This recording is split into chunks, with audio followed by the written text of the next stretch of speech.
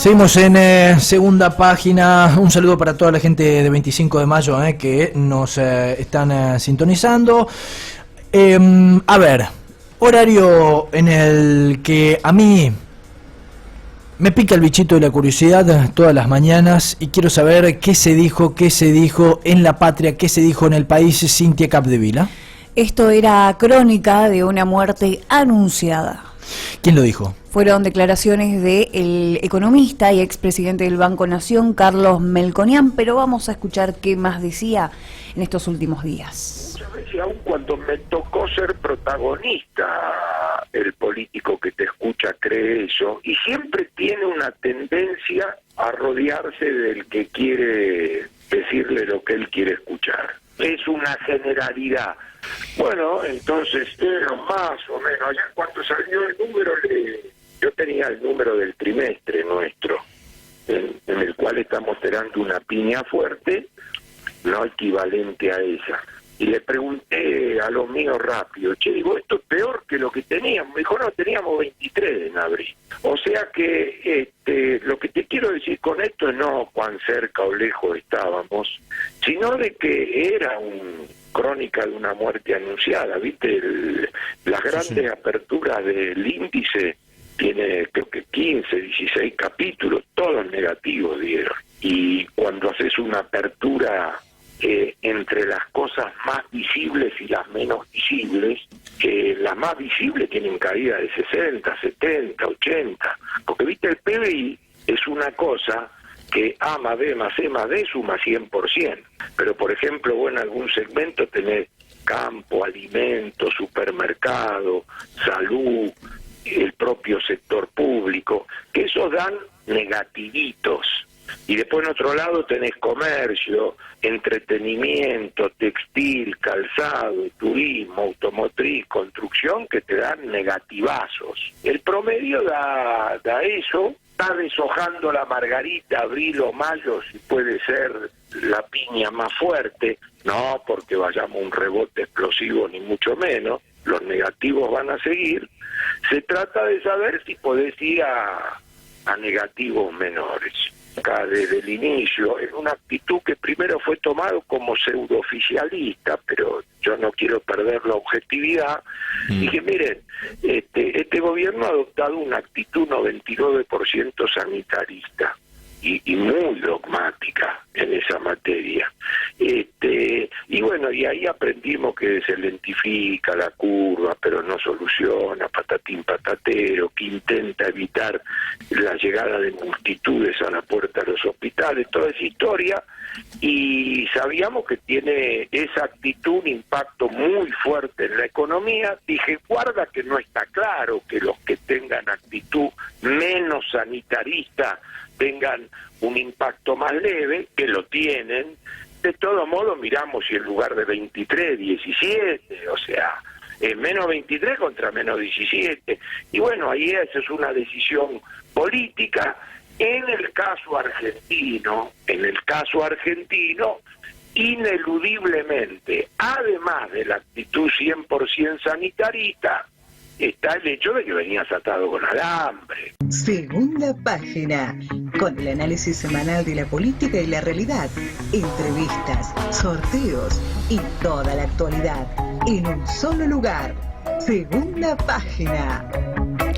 Bueno, ahí escuchábamos el análisis que hacía el economista Carlos Melconian durante esta semana, que bueno, fue muy solicitado por los medios. Una voz que, dio su punto de vista, ¿no?, en relación a lo que hoy son tapa de muchos de los diarios y que se empieza a hablar, ¿no?, con más fuerza de lo que está sucediendo y tras darse a conocer la información de la caída económica argentina. Sí, una caída muy fuerte. Después vamos a estar ahondando en datos, pero lo cierto es que ¿quién tiene la culpa, no, de la situación del país? Melconian también durante esta semana se refirió a esto, Diego, y decía, algunos te van a decir que veníamos de 10 años de esta inflación, otros de 2 años de recesión, cada uno dice lo que quiere. Bueno, dijo, ahí va. Y lo que sí. está claro es que venimos de 8 años de esta inflación. Bueno, ¿qué es esta inflación? Esta inflación, bueno, indica el momento o coyuntura económica en que dentro de una situación inflacionaria se produce un estancamiento en la economía, es decir, una recesión, y el ritmo de inflación no cede. No cesa, claro. Bueno, es algo que Melconian subrayó, dijo, venimos de 8 años de esta inflación en Argentina que viene atada con alambres y que hoy, bueno, el gobierno está haciendo foco más que nada en lo sanitario. Algo que se viene pidiendo también hace bastante tiempo es, ¿cuál es el plan económico? No lo sabíamos en campaña y hoy que es gobierno tampoco. Bueno, ahí hay que prestarle mucha atención porque lo que decía también Melconian que estuvo muy ligado a lo que fue también parte, pero desde otro ángulo, desde otra perspectiva. A ver, estuvo muy ligado y fue muy crítico también, sobre todo de los últimos tiempos del gobierno de Mauricio Macri.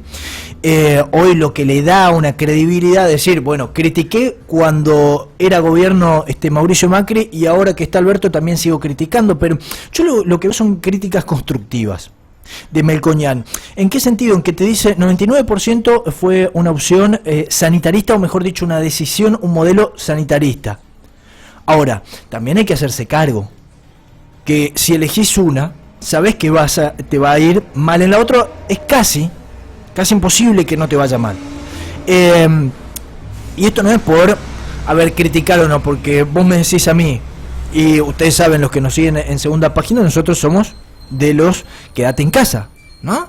Yo también hubiese elegido, quizás no tan cerrados como se va viendo ahora. Creo que con el paso del tiempo, después de 100 días, vas viendo que algunas provincias podían haber seguido algún tipo de ritmo un poco más flexible, pero como pasa en esta Argentina, el falso federalismo, es decir, todo se apropia a Buenos Aires. Ahora soltó la rienda a Buenos Aires para que las provincias, porque le fueron y le dijeron, mirá, nosotros tenemos estos casos, no podemos seguir así, cerrados, porque ustedes tienen los problemas que tuvieron por no cerrar Ezeiza, por no hacer los controles que tenían que haber hecho, porque el ministro de Nación les dijo a ustedes que no iba a venir el coronavirus. Ahora, Catamarca, el primer caso esta semana, sí, recién. Catamarca es otra de las últimas ¿Qué justificaciones? Diego, imposible, no puede seguir cerrado. Y tuvo el primer caso. Se venían habilitando distintas actividades, hasta incluso se habló de que iba a ser una de las primeras provincias en el regreso a clases con los chicos. Bueno, lo cierto es que tras confirmarse el primer caso, Diego, las últimas informaciones son que hay otros cuatro casos sospechosos, y Catamarca vuelve a fase 1. ¿Sí? Es de lo que se está hablando, vuelve a un aislamiento estricto, ¿sí? Por 3 días, luego de haber permanecido por mucho tiempo como la única provincia en la Argentina sin casos de coronavirus. Bueno, ahí yo estoy en desacuerdo, Cintia. Esto es lo que está sucediendo, y a esto se refieren, ¿no? También cuando las autoridades a nivel nacional, a nivel provincial, te hablan, ¿no? De esto de las evaluaciones epidemiológicas que se hacen día tras día, ¿no? La película es día a día, ¿no? Están luchando contra un enemigo totalmente invisible, ¿no? Y todavía no hay vacuna. Pero lo cierto es que hoy, durante los próximos días, el foco va a estar en la economía, ¿no? ¿Qué va a pasar? Porque, bueno, el INDEC ya brindó estos datos, que son datos preocupantes. Habla de que la economía se desplomó, ¿sí? Un 26,4%, que es la mayor caída en la historia de la Argentina. Y bueno, y se dan bajas interanuales, Diego. Esto lo informó el INDEC, bajas en las actividades muy, muy fuerte, llegaron hasta el 86%, ¿sí? 86%, y una economía argentina que se desplomó 26,4% interanual, esto en el mes de abril, lo que representa la caída de actividad más importante de la historia. Bueno, abril es el mes, Diego, hay que decirlo, el mes que marcó la etapa más restrictiva de la cuarentena obligatoria, esto a nivel nacional, ¿sí? Ya hoy, a esta altura, en julio, ya estamos en otra fase, otra etapa. Y la cuarentena, bueno, fue la única herramienta utilizada sí, por parte de las autoridades sanitarias para poder frenar lo que son los contagios y las muertes en el país. Lo cierto es que ahí va a pasar, ¿no? La agenda durante estos últimos días, ya en la semana, hubo reuniones del jefe de gabinete de la Nación, Santiago Cafiero, con distintos ministros para ir evaluando, ¿no? Hacer evaluaciones en cuanto a lo que es el presupuesto 2021, que ya se habla que el ministro de Economía lo ingrese en, 15 de septiembre más o menos es la fecha en la que, bueno, se presentará el presupuesto. Ahora, durante esta semana también el presidente tuvo reuniones con Eduardo Duhalde. Sí, se reunió con Eduardo Duhalde. El bombero. El bombero político. Los rumores son que le presentó un plan, sí, un plan para un plan de reactivación. ¿Sí? Ante lo que, bueno, ya muchos están hablando, ¿no? Porque tenemos crisis económica. Y ya hablan algunos de conflicto y crisis social, ¿no? Económica social. Es que, a ver, ya lo hay. Hay una delimitación, una línea, si se quiere, imaginaria, trazada entre la clase trabajadora, ¿sí? Los que están dentro, porque también forman parte de la clase trabajadora, ¿no? Los que están dentro de la administración, que percibieron su sueldo tranquilamente en sus casas, no es culpa de ellos ni de nada, pero también ingresa un debate amplio en la Argentina también desde la economía. Digo, ¿qué brecha también va a generar esto, no? De la desigualdad de la repartición monetaria, presupuestaria, y también la situación que atraviesan los diferentes trabajadores, aquellos que están... Digo, muchas cosas nos va a dejar esta pandemia, Cintia, para el análisis y esa división social que existe monetaria, que, a ver, aquellos que separa el país les llega igual el dinero, y aquellos que no salen a laburar no comen.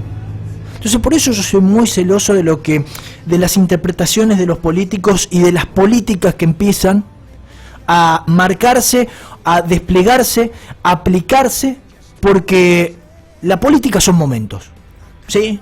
Nosotros hoy, así en este tiempo de pandemia, no podemos pensar en instalar